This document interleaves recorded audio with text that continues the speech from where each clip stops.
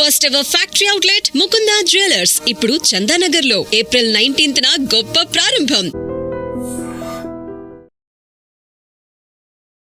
నమస్కారం, welcome to I dream. ధర్మ మార్గం విత్ విజిత కార్యక్రమానికి స్వాగతం.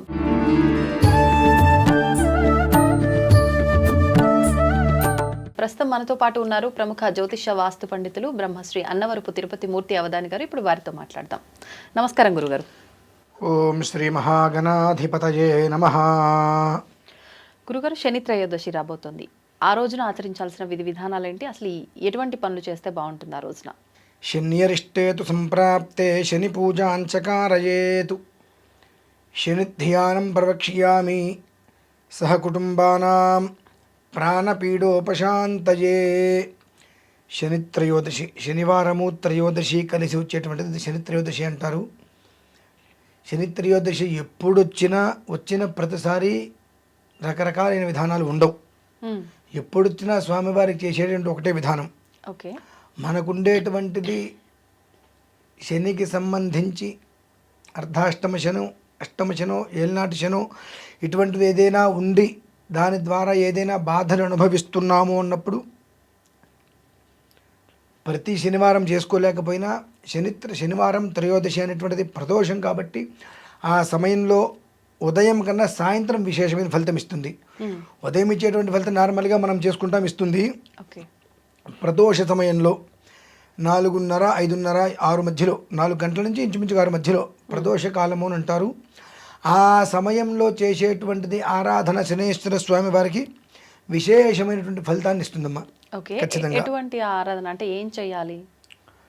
ఏదో బస్తాలు మోయాల్సినంత శ్రమక్కర్లేదు. ఖచ్చితంగా శన్యరిష్టేతు సంప్రాప్తే శని పూజాంచకారయేతు శని ధ్యానం ప్రవక్ష్యామి మమ సహకుటుంబానాం ప్రాణపీడోపశాంతయే. ఈ మంత్రాన్ని జపించటం లేదా ఆ మంత్రం రికార్డు తీసుకొని ఒక 1900 సార్లు అక్కడ కూర్చొని మనం ఆ మంత్రాన్ని వినాలి కదలకుండా.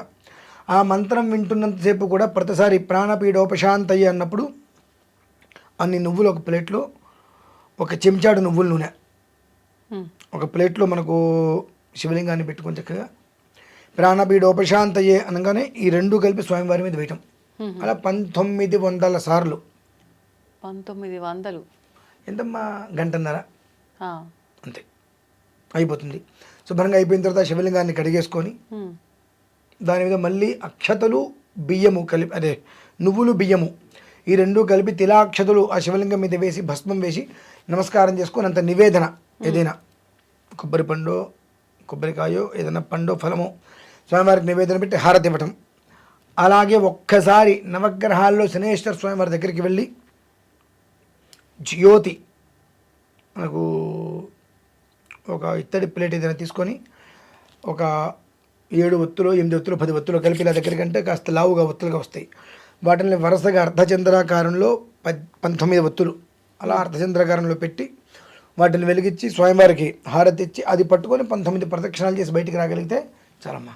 ఓకే, అంటే ఉదయం పూట అనేటువంటి విషయంలో స్వామివారికి చేసేటువంటి ఆరాధనలు ఉంటూ ఉంటాయి. కానీ ఈ యొక్క శని త్రయోదశి వచ్చింది అని అంటే, త్రయోదశి అంటేనే ప్రదోషం. ఆ ప్రదోష సమయంలో సాయంకాలంలో చేసేటువంటి ప్రక్రియ ఆ మనిషికి సంబంధించినటువంటి జాతక చక్రంలో ఎక్కడైనా అశుభ స్థితి అనేటువంటిది ఉన్నా, అశుభ గ్రహం వలన అంటే పాపగ్రహం వలన ఏదైనా అనర్థం వచ్చే స్థితి వచ్చినా క్లీన్ చిట్ అంటారు చూసారా అండి, ఆ రకంగా మొలకలు లేకుండా వేళ్లతో సహా పీకేస్తుంది. ఇలా చేయటం వలన ప్రతి శనివారం మనం చేసుకోవటం వేరు. అలాగే శని త్రయోదశి వచ్చినప్పుడు చేసుకునేటువంటిది కొన్ని రెట్ల ఫలితం ఎక్కువ ఉంటుంది. అదేంటండి, శనివారం ఎప్పుడు ఓకే అంటున్నారు కదా, త్రయోదశికి ఏమిటి అంటే, త్రయోదశి అంటేనే ప్రదోషం. అన్నిట్లకన్నా చాలా ప్రీతికరమైనది ఈశ్వరుడికి. ప్రదోష కాలంలో చేసేటువంటి అర్చన కొన్ని లక్షల రెట్లు మనకు భగవంతుడు ఎక్కువ ఇస్తూ ఉంటాడు. కనుక ఆ సమయం శనివారం రావటం, ఈశ్వరుడికి ఆరాధన చేయటం, అది కూడా నల్ల నువ్వులు, నువ్వుల నూనె అభిషేకంతో, అలాగే నల్ల నువ్వులు బియ్యము కలిపి అర్చన, ఈ రెండు చేయటం వల్ల ఏమవుతుంది అని అంటే, ఈశ్వరుడు యొక్క అనుగ్రహంతో ఈశ్వరుడు యొక్క 11వ అంశ ఆంజనేయ స్వామి వారి 11వ వంశ ఆంజనేయ స్వామి వారు. ఆయన యొక్క ఆశీస్సులతో శని అనేటువంటి 2 అక్షరాలు ఏదైతే ఉందో మనమందరం కూడా భావించేటువంటిది శని అంటే పీడా పిశాచం మనం భావిస్తాం కదా. అడుక్కునేటువంటి మనిషిని కూడా అంబానీ స్థితికి తీసుకెళ్ళగలిగేవాడు శని మాత్రమే. అలాగే ఆ స్థితిలో ఉన్నవాడిని అమాంతం కింద పడేసేటువంటి వాడు శని మాత్రమే. అంటే నువ్వు ఏ రకంగా చూసావో నీకు ఆ రకంగా కనిపిస్తాడు ఆయన. శని కంప్లీట్ పాజిటివ్ అని చూసుకుంటే తరతరాలు పాజిటివ్గానే ఉంటాడు. అదే శని నెగిటివ్ అనుకుంటే వంశాంతము నెగిటివ్గానే ఉంటాడు. నీ భావన ఎలా అయితే ఉందో నీ భావన అనుసరించే ఆయన నీ మీద ఇచ్చేటువంటి వరాల అనుగ్రహమా ఆగ్రహమా అనేటువంటిది నీ భావన అనుసరించి ఉంటుంది. కనుక అంటే చేసే పనులను బట్టి ఉండదా, భావనను బట్టే ఉంటుంది. ఏమి ఇవ్వాలి ఆయన మంచిగా చెడా అనేది. అవునండి, మన భావన. మనకు ఎంతమందికి శని మంచివాడు అనుకుంటాడండి శని అనగానే? దాదాపు అనుకోరు. మరి అందరి భావనలు అట్లా తగలబడ్డాయి కాబట్టి అందరి జీవితాలు అంతే తగలబడ్డాయి. కానీ అనుకోవడానికి కూడా కారణం అది శని ఆ టైం నడుస్తున్నప్పుడు నిజంగానే చాలా ఇబ్బందులు పడుతుంటారు, అదంతా చూస్తున్నారు కాబట్టి అలా అంటుంటారు కదా. నిజంగా ఇబ్బందులు పట్టమంటే ఏంటమ్మా, శని ఏలినాటి శని వచ్చింది.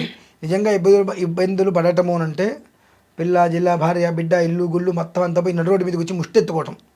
అది రావట్లేదుగా, అది వస్తుందా?